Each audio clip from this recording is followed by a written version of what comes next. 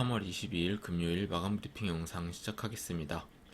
삼성전자가 큰 폭으로 상승을 하면서 코스피 지수도 크게 끌어올렸습니다.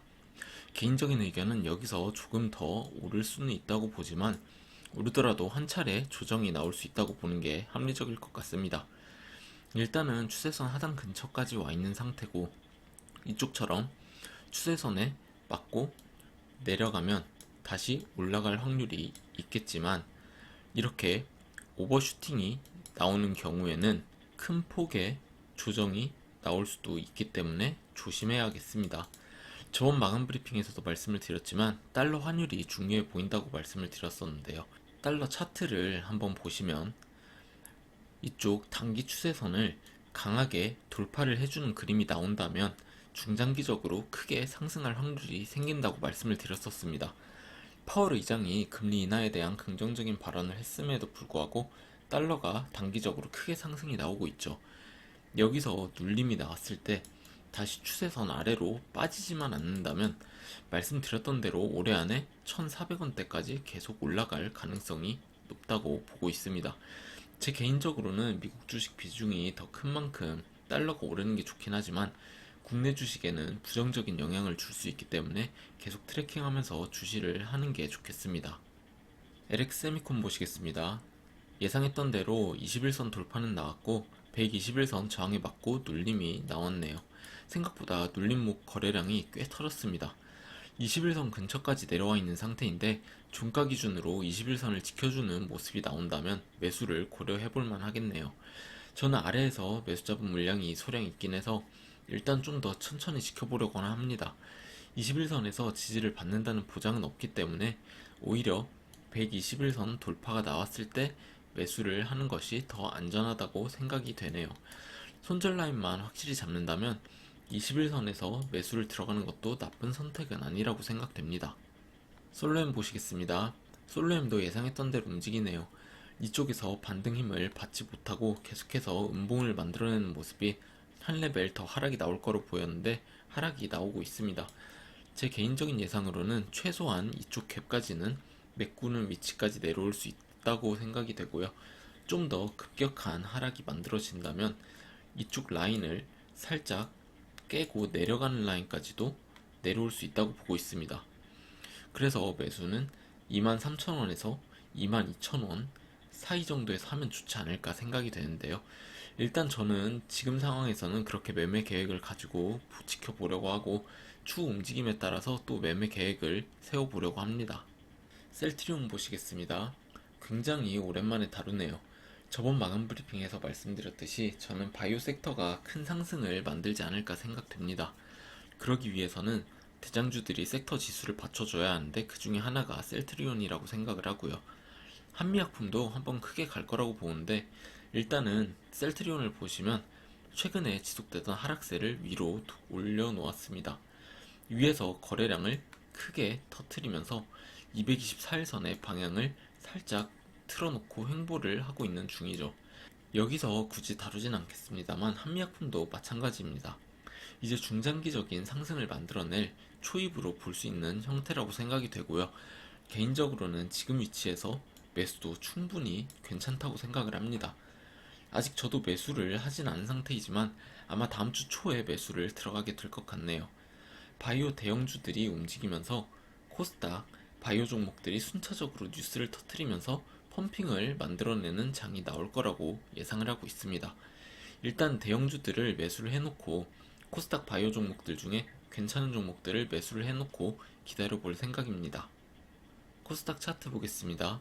계속 말씀을 드려왔듯이 코스닥은 코스피에 비해서 확실히 상승 여력을 보여주고 있습니다. 저번 마감 브리핑에서도 말씀드렸듯이 바이오 종목들의 펌핑이 나와주지 않을까 조심스레 예측을 하고 있습니다. 이미 움직임은 시장이 된 것 같아요. 바이오 섹터가 움직이기 위해서는 코스피 바이오 종목들도 상승이 나와줘야 하기 때문에 골고루 보면서 매매를 하시면 좋을 것 같습니다. 저번 마감 브리핑에서도 말씀드렸듯이 바이오 종목들의 펌핑이 시작되면 매수하기 괜찮은 종목들을 뽑아서 따로 영상을 한번 만들어 보려고 합니다. 이미 움직이기 시작을 했기 때문에 다음 주 중에 한번 만들게 되지 않을까 생각이 되네요. APTC 보시겠습니다. 아직까지는 레벨을 유지해주고 있는 중입니다.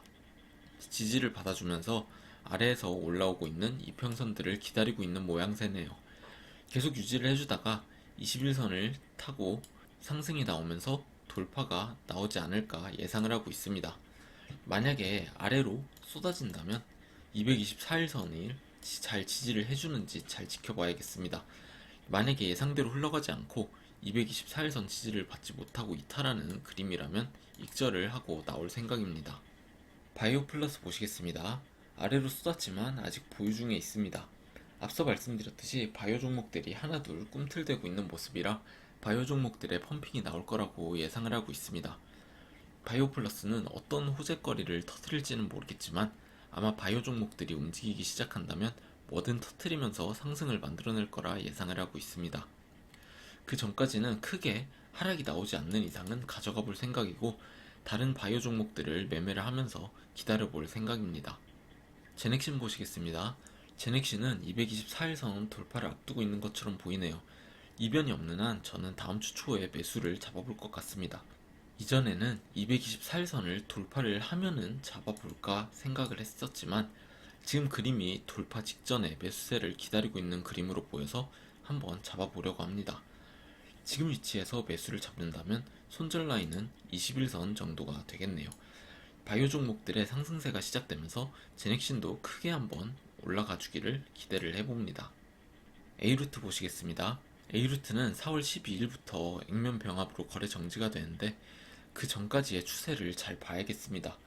굳이 액면가 아래에서 큰 변동성을 만들어내고 있는데 물량을 좀 먹어놓으려는 게 아닌가 생각되긴 합니다. 대신에 거래량이 눈에 띌 정도로 크게 터지면 좋지 않은 시그널일 수 있기 때문에 주의는 해야겠습니다. 개인적으로는 지금 자리도 매수하기 나쁜 자리는 아니라고 생각을 하고 있습니다. 시노펙스 보시겠습니다. 저번 마감 브리핑에서 시노펙스는 신규 진입은 위험할 수 있다고 말씀을 드렸었죠. 이런 상승 쐐기형 캔들을 그린다면 추가 상승의 여력이 있을 수 있다고 말씀을 드렸었는데 절반 정도의 되돌림 이후에 다시 음봉이 연속해서 나오고 있습니다. 차트상으로는 그리 좋은 그림은 아닌 듯 합니다. 다만 음봉의 거래량이 생각보다 작아서 단기적인 추가 상승은 있을 수도 있지 않을까 생각하고 있습니다. 그렇다고 한들 전고점을 넘는 상승이 나올 수 있겠냐에 대해서는 부정적인 의견입니다. 어느 정도 반등이 나와주면 정리를 하는 방향이 좋지 않을까 생각이 되네요. 제넨바이오 보시겠습니다. 제넨바이오는 예상했던 결과가 나오긴 했네요. 일단 제 포지션을 먼저 말씀을 드리면 보유 물량의 절반만 손절을 하고 절반은 가지고 있는 상태입니다. 큰 비중으로 가지고 있던 것도 아니라서 한번 들고 있어 보려고 하고요. 그렇게 결정을 하게 된 이유는 계속 말씀드려왔던 것처럼 거래 정지는 어느 정도 예상이 됐었지만 상장 폐지는 피할 것이라는 생각이라 그렇게 해보려고 결정을 했습니다. 명확한 근거는 들 수가 없지만 결과가 나왔으니 그동안 제가 그렇게 생각한 이유를 공유를 드리겠습니다. 저는 지금 의견 거절이 나온 것은 어느 정도 의도된 것일 것이라 생각을 하고요. 의견 거절로 정지를 시킨 이유는 경영권 분쟁 때문일 것으로 예상을 합니다. 대주주 측에서도 보유 지분을 털지 않은 상태로 정지가 됐기 때문에 상장 폐지가 되면 좋을 게 전혀 없습니다. 그렇기 때문에 4월 12일 전에 이의 신청은 넣을 것이라고 생각이 되고 어느 정도의 기간 동안 거래 정지를 유지를 하면서 지분 확보를 할 거라고 봅니다. 그동안 확실하지 않은 것에 대해 말씀드리기 조심스러워서 말씀을 드리지 않았습니다만 제가 3월 둘째 주에 유증 납입이 안 되면 거래 정지 위험이 있다고 말씀을 드렸던 게 이것과 연관되어 있습니다. 제넨바이오는 다른 코스닥 종목들과 마찬가지로 거래 정지 이후에 감자와 유증을 하면서 지분을 확보할 거라고 예상을 하고 있습니다. 그때 유증을 하기 위해서는 지금 납입을 하면 안 되죠. 그래서 계속 미뤘을 거라고 봅니다. 제 생각엔 이의 신청 이후에 개선 기간이 부여가 되면 그때 감자를 하고 그 이후에 유증을 하면서 지분을 확보함과 동시에 재무적인 개선을 만들어낼 거라고 생각을 합니다. 앞서 말씀을 드렸듯이 명확한 근거는 없습니다. 그냥 그동안 코스닥 거래정지 종목들을 보면 이런 식으로 지분을 확보하는 케이스가 있었기 때문에 제넨바이오도 똑같이 진행을 하지 않을까 싶네요. 아마 앞으로는 특별한 공시가 올라오거나 할 때 외에는 제넨바이오를 다루지 않을 것 같습니다. 제넨바이오 보유하고 계신 분들 많으실 텐데 아직 상장 폐지가 확정이 난 게 아니니까 너무 스트레스 받지 마시고요. 멘탈 관리 잘 하시고 다른 종목들로 수익 보시면서 기다려 보시는 게 현재로서는 최선이라고 생각을 합니다. 이제는 생각대로 되기만을 기도하는 방법밖에는 없겠네요. 오늘도 시청해주셔서 감사드리고요. 좋은 하루 되시기 바랍니다. 감사합니다.